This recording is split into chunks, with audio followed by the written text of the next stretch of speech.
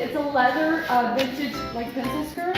Well, good morning, you two. Welcome to... I know you've been wearing a lot of really cool flowery outfits for this because, of course, you play a florist. Through that little number, that looks great. Oh, it's so cute. Do you want to see? Yep. I'm gonna stand. It's a skirt. It's painted. It's a leather vintage like pencil skirt. And then this is a top that's printed from the painted Dauphine. She's a New York City designer. That one's bang on brand, isn't it? Yes, lots of flowers. You're wearing flowers. I mean... Hey friends, it's Katie from Without a Crystal Ball. There's a lot going on right now, and I want to take some time to explain everything clearly. Yesterday we talked about how Judge Lehman decided to grant the motion to dismiss. When I made the video about it, I didn't really explain much. I was feeling overwhelmed and emotional, so I just gave a quick summary. Honestly, I was upset. I felt bad for the people involved because they really tried hard to present their case and explain what they believed in and what they had or didn't have in terms of evidence. It seemed like they were putting in real effort to show the judge their side of things. I had expected the judge to at least allow them to continue with the discovery process, where both sides gather information. But instead, the judge shut it down and dismissed the case. He said that the issues they raised were protected under litigation privilege, as well as protections given to the New York Times. Even though the judge dismissed the case, he did say, they can file a new version of the complaint, but only for 2 of the original claims. So it's not completely over. They still have a chance to rework and submit part of the case again. Now, I want to share a statement from Brian Friedman, who is representing the people on the other side. He responded to what happened yesterday. And here's what he said. He criticized Miss Lively and her team for acting like they won the case. According to him, that's not really true. He pointed out that even though the judge dismissed the defamation claims, the court has allowed them to revise and refile 4 of the 7 claims. Friedman explained that these updated claims will include more evidence and clearer accusations. He emphasized that the case is mainly about false claims of sexual harassment and retaliation, as well as a smear campaign that Miss Lively's team says can't be proven because there's no proof it ever happened. But Friedman insists that just because her team calls it untraceable, that doesn't mean it didn't happen. He's saying they'll keep pushing forward with confidence, just like they did when Miss Lively and others first brought up the accusations.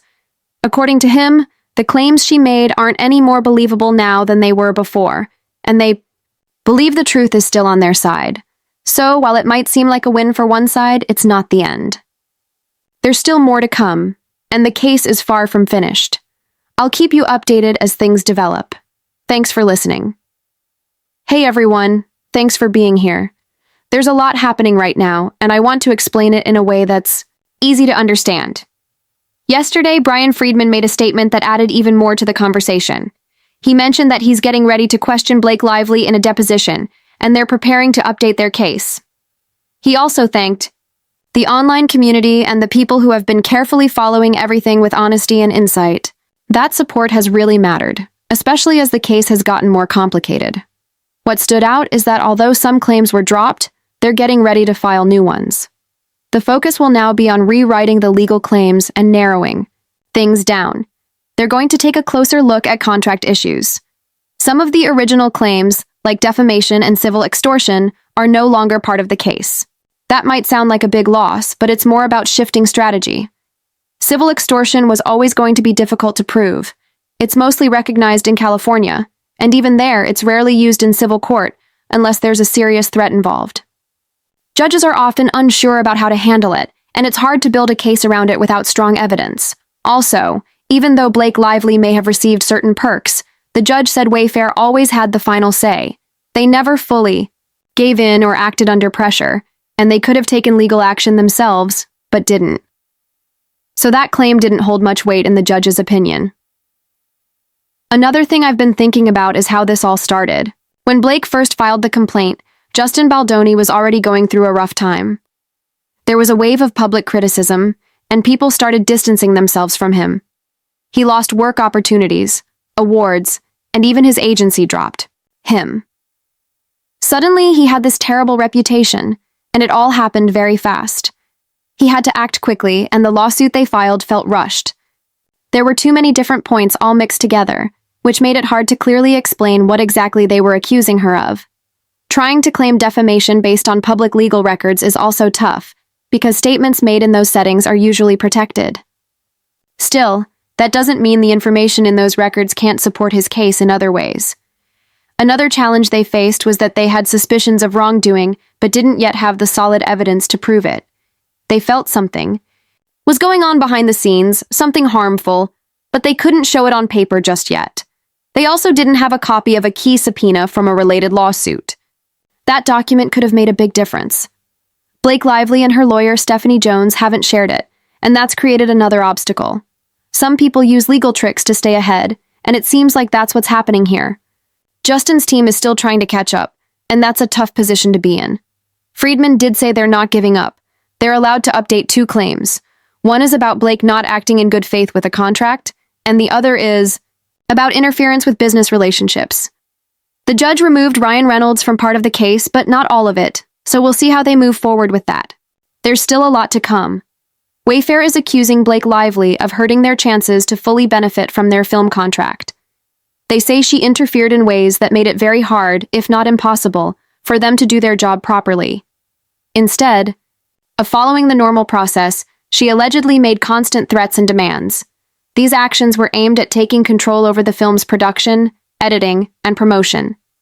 Because of that, Wayfair claims they were not allowed to make and release the movie in the way they had originally planned. They argue that her behavior wasn't just a simple contract violation, but something deeper, something that went against the spirit of the deal. They believe she didn't act honestly or fairly, and that her actions caused them real harm. This falls under what's called a breach of the implied covenant of good faith and fair dealing, meaning that even if she didn't break the exact terms of the contract, she acted in a way that unfairly damaged the other party's ability to benefit from it. Another serious accusation is that she and Ryan Reynolds tried to get WME, the talent agency, to stop working with Wayfair. They supposedly did this by making threats or strong demands. Wayfair says this was done on purpose to ruin their agreement with WME, or, at the very least, they knew that their actions would likely cause that result. They claim both Lively and Reynolds were aware of each other's roles and planned it together. They say it was done with fraud and bad intentions. While some of the claims against Reynolds were dismissed, the court still allowed Wayfair to continue certain claims against Lively. One of those is about her intentionally interfering with a potential business deal that could have brought money to Wayfair. Again, they argue she pressured WME to end its working relationship with Wayfair. Another claim is about her being careless and not taking proper care in how her actions would affect Wayfair. They say she should have known that what she did would cause financial harm. Wayfair plans to bring copies of the contracts into court to prove their claims. They believe Reynolds, being a top actor and a client of WME, knew enough about these kinds of deals to understand the damage caused. They also highlight that Lively kept asking for more control over the project in ways that were never part of her signed contracts. Although Lively had a 17-point agreement giving her some extra input, nothing in it said she could edit the film, choose the composer, or have full creative control. Wayfair says she went beyond her rights and created delays and extra expenses, like not showing up for wardrobe fittings and hiring new staff. They are likely to bring evidence of how much all of this cost them, possibly millions of dollars. Still, Lively's sexual harassment claims remain a separate matter. Wayfair says they will defend themselves fully. They believe she is delaying the process by withholding important records. Meanwhile, they are preparing to show how her actions caused financial damage to their project.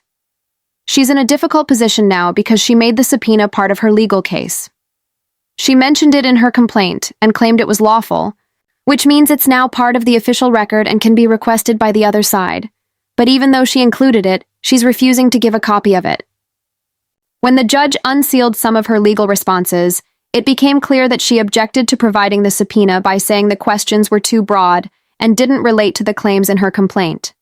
She even argued that the questions brought in a different lawsuit, one she isn't directly involved in, but in later filings, the other side clearly showed they were asking for that subpoena and information about how she used it to file this case.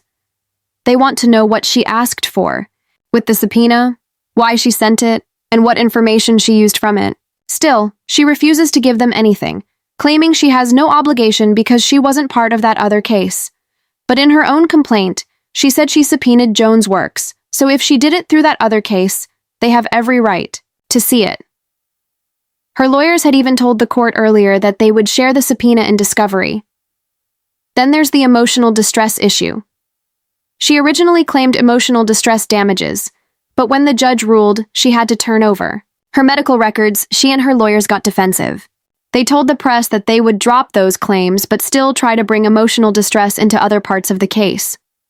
But the judge had already warned her, if she removed those claims, she couldn't later try to bring up emotional distress elsewhere. Now she's backpedaling. She wrote a letter to the judge saying she plans to drop her emotional distress claims with prejudice, meaning permanently. But she wants to make sure that she can still mention minor emotional distress, the kind that doesn't need a medical diagnosis, just feelings like embarrassment or stress. This is what's known as garden variety emotional distress. She wants to testify about feeling ashamed, anxious, or losing sleep, but without having to provide any medical records or doctor testimony. The judge hasn't said whether he'll allow that or not. But if he sticks to his earlier position, she might not even be able to claim this lesser kind of emotional distress. And if she can't, her whole sexual harassment case could fall apart. To prove harassment under California law, you have to show that the behavior was severe or happened often, and that it caused actual harm, emotional or financial. But she kept her job, got paid, and wasn't demoted. If she can't prove emotional harm with any real evidence, her case weakens a lot, so she's stuck. She doesn't want to prove how she gathered evidence to start the case, and she doesn't want to prove that she was emotionally hurt. But at the same time, she still wants to be paid for feeling embarrassed. The judge's decision on this will be key, and right now, it doesn't look like she's going to get everything she wants. She can't prove her case. If she doesn't have proof of emotional harm, she won't be able to show that she suffered from the sexual harassment or from any retaliation. That's because emotional damage is a key part of proving someone is responsible in court. Last week, when she dropped certain claims, she also removed her chance to bring in expert witnesses. These experts, like therapists, psychologists, or other mental health professionals, could have testified under oath that she suffered emotionally. Without them, she's left with only her own words and possibly statements from her friends. That's a huge risk. The other side can easily question her truthfulness and bring up past statements or behavior to challenge her story. They might show photos or videos that suggest she wasn't upset at the time she says she was. For example, if she says she felt too broken to go out but is later seen on red carpets or smiling in public, the defense can use that to damage her credibility. This weakens her position a lot. The court takes testimony from experts more seriously than from the person making the claim or their friends. Expert testimony adds weight to emotional distress claims. Without it, her argument looks weak. That's why dropping those claims was such a big mistake. She tried to keep things both ways, wanting to limit exposure but still win big. And it's likely going to backfire. Also, let's talk about the money. There's a big difference in payouts between what's called garden variety, emotional distress, and intentional infliction of emotional distress. In New York, garden variety emotional distress usually pays between $50,000 and $150,000. But if someone proves intentional infliction of emotional distress, they might get $200,000, $300,000, or even millions.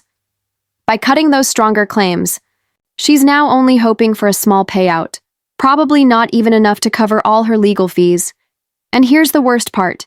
She still believed she was going to get 3 times the damages because of the defamation and retaliation claims. But the judge has already made it clear. That's not going to happen. The court isn't going to give her treble damages like she hoped. She thought this lawsuit would bring her a huge amount of money, but now it's turning into a disaster. Her case is barely holding on, and she has no strong proof left to support it. Yes, we might be upset about what happened with Justin, but the judge doesn't seem impressed with her case either. It's a tough situation on both sides. Let's wait and see how the judge rules, but her legal strategy is falling apart quickly. Let me know what you think in the comments. Don't forget to like this video, subscribe to the channel, and hit the bell so you never miss any updates. Thanks for watching.